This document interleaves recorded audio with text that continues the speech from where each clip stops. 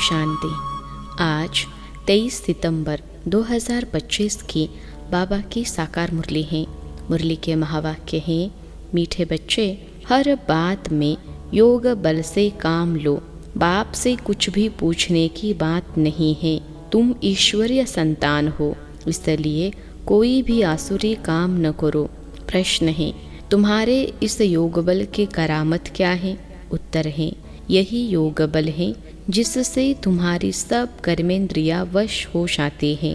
योग बल के सिवाय तुम पावन बन नहीं सकते।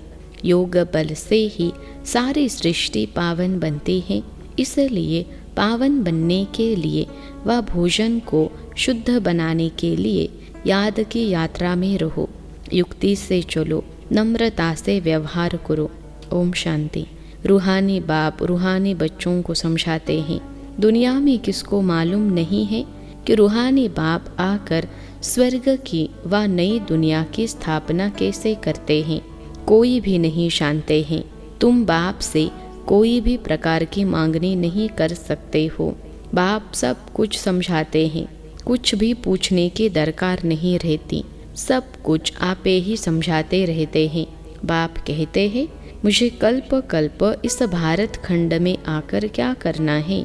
सो मैं शांता हूँ, तुम नहीं शांते। रोज रोज समझाते रहते हैं। कोई भल एक अक्षर भी न पूछे तो भी सब कुछ समझाते रहते हैं। कभी पूछते हैं, खान पान की तकलीफ होती है। अब यह तो समझ की बात है। बाबा ने कह दिया है, हर बात में योग बल से काम लो, याद की यात्रा से काम लो। और कहा भी शव तो मुख्य बात बाप को जरूर याद करना है और कोई भी आसुरी काम नहीं करना है। हम ईश्वरीय संतान हैं, वह है सबका बाप। सबके लिए शिक्षा एक ही देंगे। बाप शिक्षा देते हैं, बच्चे स्वर्ग का मालिक बनना है। राजाई में भी पोजीशन तो होती है ना। हर एक के पुरुषार्थ अनुसार मर्तबा होता है। पुरुषार्थ बच्चों को करना है और प्रारब्ध भी बच्चों को पानी है। पुरुषार्थ कराने के लिए बाप आते हैं। तुमको कुछ भी पता नहीं था कि बाप कब आएंगे, क्या आकर करेंगे, कहाँ ले जाएंगे। बाप ही आकर समझाते हैं। ड्रामा के प्लान अनुसार तुम कहाँ से गिरे हो? एकदम ऊंच चोटी से। जरा भी बुद्धि में नहीं आता कि हम कौन हैं। अब महसूस करते हो ना? तुमको स्वप्न में भी नहीं था कि बाप आकर क्या करेंगे। तुम भी कुछ नहीं जानते थे। अब बाप मिला हुआ है तो समझते हो। ऐसे बाप के ऊपर तो न्यौछावर होना पड़े। जैसे पतिव्रता स्त्री होती है तो पति पर कितना न्यौछावर जाती है। चिता पर चढ़ने में भी डर नहीं होता है। कितनी बहादुर होती हैं। आगे चिता पर बहुत चढ़ती थी। यहाँ बाबा तो ऐसी कोई तकलीफ नहीं देते हैं। भल नाम ज्ञान चिता है, परंतु जलने करने की कोई बात नहीं। बाप बिल्कुल ऐसे समझाते हैं जैसे मक्खन से बाल। बच्चे समझते हैं बरोबर जन्म जन्मांतर का सिर पर बोझा है। कोई एक अजामिल नहीं। हर एक मनुष्य एक दो से जास्ती अजामिल है। मनुष्यों को क्या पता पास्ट जन्म में क्या क्या किया है। अभी तुम समझते हो पाप ही किए हैं। वास्तव में पुण्य आत्मा एक भी नहीं है। सब है पाप आत्माएं। पुण्य करे तो पुण्य आत्मा बन जाए। पुण्य आत्माएं होती है सतयुग में। कोई ने हॉस्पिटल आदि बनाई सो क्या हुआ? सीढ़ी उतरने से थोड़े ही बच जाएंगे। चढ़ती कला तो नहीं होती है ना, गिरते ही जाते हैं। यह बाप तो ऐसा बिलवेड़ है जिस पर कोई कहते हैं जीते जी न्यौछावर जाए, क्योंकि पतियों का पति बापों का बाप सबसे ऊंच है। बच्चों को अभी बाप जगा रहे हैं। ऐसा बाबा जो स्वर्ग का मालिक बनाते हैं इतना साधारण है। शुरू में बच्चियां जब बीमार पड़ती थी तो बाबा खुद उन्हों की सेवा करते थे। अहंकार कुछ भी नहीं। बाप दादा ऊंचते ऊंच हैं। कहते हैं जैसे कर्म में इनसे कराऊंगा या करूंगा, दोनों जैसे एक हो जाते हैं। पता थोड़े ही पड़ता है बाप क्या करते हैं, दादा क्या करते हैं। कर्म अकर्म विकर्म की गति बाप ही बैठकर समझाते हैं। बाप बहुत ऊंच हैं।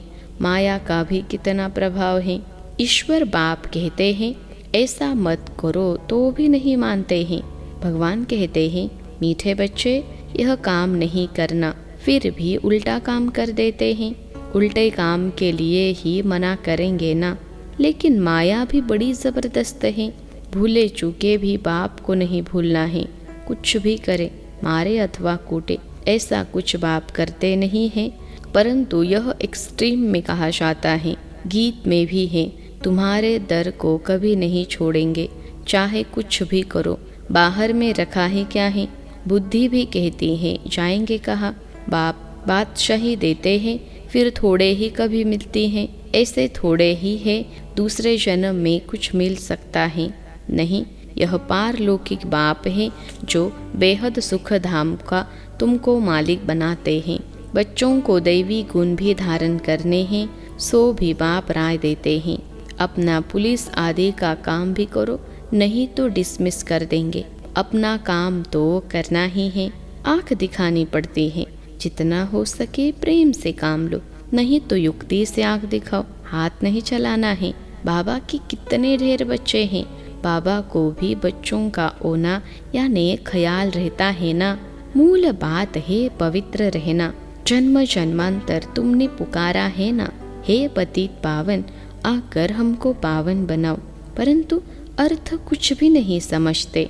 बुलाते हैं तो जरूर पतित हैं, नहीं तो बुलाने की दरकार नहीं, पूजा की भी दरकार नहीं। बाप समझाते हैं तुम अबलाओं पर कितने अत्याचार होते हैं, सहन करना ही है। युक्तियाँ भी बतलाते रहते हैं। बहुत नम्रता से चलो, बोलो आप तो भगवान हो, फिर यह क्या मांगते हो। हथियाला बांधते समय कहते हैं मैं तुम्हारा पति ईश्वर गुरु सब कुछ हो। अब मैं पवित्र रहना चाहती हूँ तो तुम रोकते क्यों हो। भगवान को तो पतित पावन कहा जाता है ना। आप ही पावन बनाने वाले बन जाओ। ऐसे प्यार से नम्रता से बात करनी चाहिए। क्रोध करे तो फूलों की वर्षा करो। मारते हैं फिर अफसोस भी करते हैं। जैसे शराब पीते हैं तो बड़ा नशा चढ़ जाता है, अपने को बादशाह समझते हैं। तो यह विष भी ऐसी चीज़ है, बात मत पूछो। पछताते भी है, परंतु आदत पड़ी है तो वह टूटती नहीं है। एक दो बार विकार में गया, बस नशा चढ़ा, फिर गिरते रहेंगे। जैसे नशे की चीज़ें खुशी में लाती हैं, विकार भी ऐसे हैं। यहाँ फिर बड़ी मेहनत है। सिवाय योग बल के कोई भी कर्मेंद्रियों को वश नहीं कर सकते। योग बल की ही करामत है, तब तो नाम मशहूर है। बाहर से आते हैं यहाँ योग सीखने, शांति में बैठे रहेंगे। घर बार से दूर हो जाते हैं, वह तो है आधा कल्प के लिए आर्टिफिशियल शांति। किसको सच्ची शांति का मालूम ही नहीं। बाप कहते हैं बच्चे तुम्हारा स्वधर्म ही है शांत। इस शरीर से तुम कर्म करते हो। जब तक शरीर धारण न करे तब तक आत्मा शांत रहती है, फिर कहाँ न कहाँ जाकर प्रवेश करती है। यहाँ तो फिर कोई कोई सूक्ष्म शरीर से धक्के खाते रहती हैं। वह छाया के शरीर होते हैं। कोई दुख देने वाले होते हैं, कोई अच्छे होते हैं। यहाँ भी कोई भले मनुष्य होते हैं जो किसको दुख नहीं देते हैं, कोई तो बहुत दुख देते हैं। कोई जैसे साधु महात्मा होते हैं। बाप समझाते हैं मीठे मीठे से खिलते बच्चों, तुम 5000 वर्ष के बाद फिर से आकर मिले हो, क्या लेने लिए। बाप ने बताया है तुमको क्या मिलने का है। बाबा आपसे क्या मिलना है, यह तो प्रश्न ही नहीं। आप तो हो ही हेविनली गॉडफादर, नई दुनिया के रचयिता, तो ज़रूर आपसे बादशाही ही मिलेगी। बाप कहते हैं थोड़ा भी कुछ समझ कर जाते हैं तो स्वर्ग में ज़रूर आ जाएंगे। हम स्वर्ग की स्थापना करने आए हैं। बड़े से बड़ा आसामी है भगवान और प्रजापिता ब्रह्मा। तुम जानते हो विष्णु कौन है, और कोई को भी पता नहीं है। तुम तो कहेंगे हम इनके घराने के हैं। यह लक्ष्मी नारायण तो सतयुग में राज्य करते हैं। यह चक्र आदि वास्तव में विष्णु को थोड़े ही है। यह अलंकार हम ब्राह्मणों के हैं। अभी यह नॉलेज है, सतयुग में थोड़े ही यह समझाएंगे। ऐसी बातें बताने की कोई में ताकत नहीं है। तुम इस 84 के चक्र को जानते हो, इनका अर्थ कोई समझ न सके। बच्चों को बाप ने समझाया है, बच्चे समझ गए हैं। हमको तो यह अलंकार शोभते नहीं, हम अभी शिक्षा पा रहे हैं, पुरुषार्थ कर रहे हैं, फिर ऐसे बन जाएंगे। स्वदर्शन चक्र फिराते फिराते हम देवता बन जाएंगे। स्वदर्शन चक्र अर्थात रचयिता और रचना के आदि मध्य अंत को जानना है। सारी दुनिया में कोई भी यह समझा नहीं सकते कि यह सृष्टि का चक्र कैसे फिरता है। बाप कितना सहज कर समझाते हैं। इस चक्र की आयु इतनी बड़ी तो हो नहीं सकती। मनुष्य सृष्टि का ही समाचार सुनाया जाता है। कितने मनुष्य हैं, ऐसे थोड़े ही बताया जाता है कि कछुए कितने हैं, मछलियाँ आदि कितनी हैं। मनुष्यों की ही बात है। तुमसे भी प्रश्न पूछते हैं, बाप सब कुछ बतलाते रहते हैं, सिर्फ उस पर ध्यान देना है।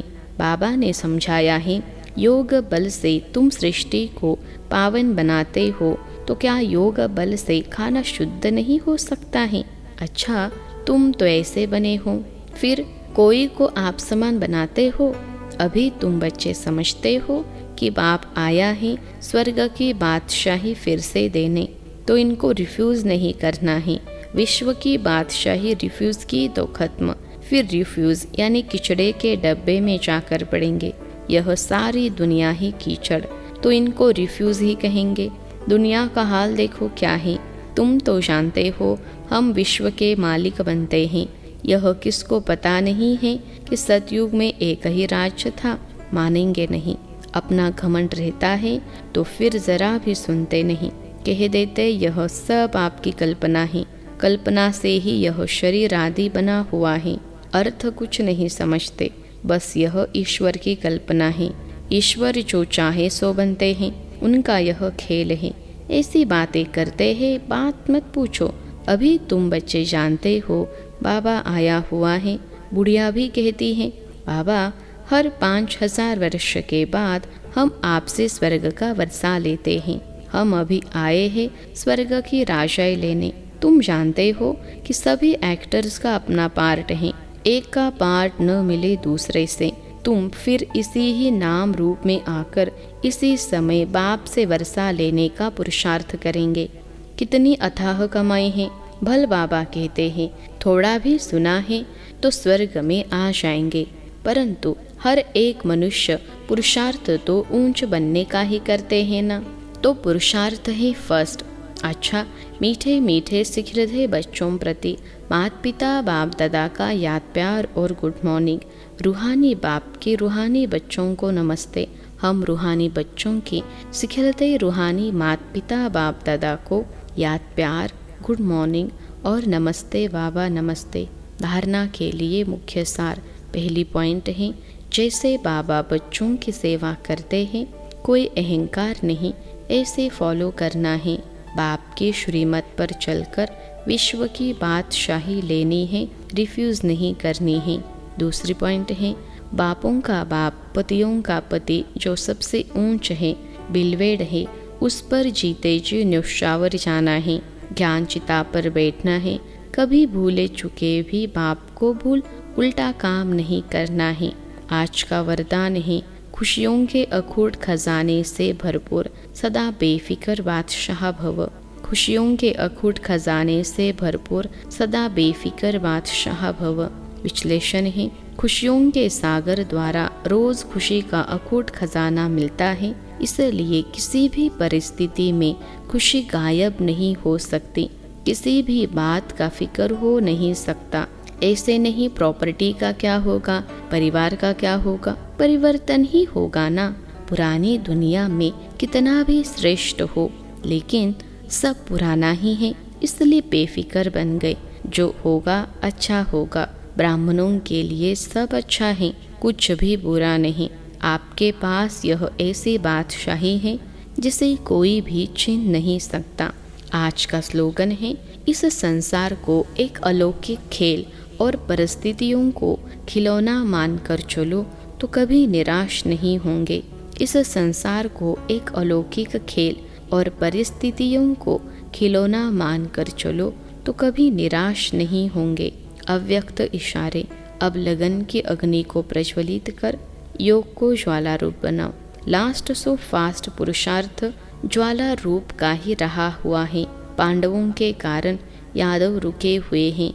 पांडवों की श्रेष्ठ शान, रूहानी शान की स्थिति यादवों के परेशानी वाली परिस्थिति को समाप्त करेगी। तो अपनी शान से परेशान आत्माओं को शांति और चैन का वरदान दो। ज्वाला स्वरूप अर्थात लाइट हाउस और माइट हाउस स्थिति को समझते हुए इसी पुरुषार्थ में रहो। अच्छा, ओम शांति।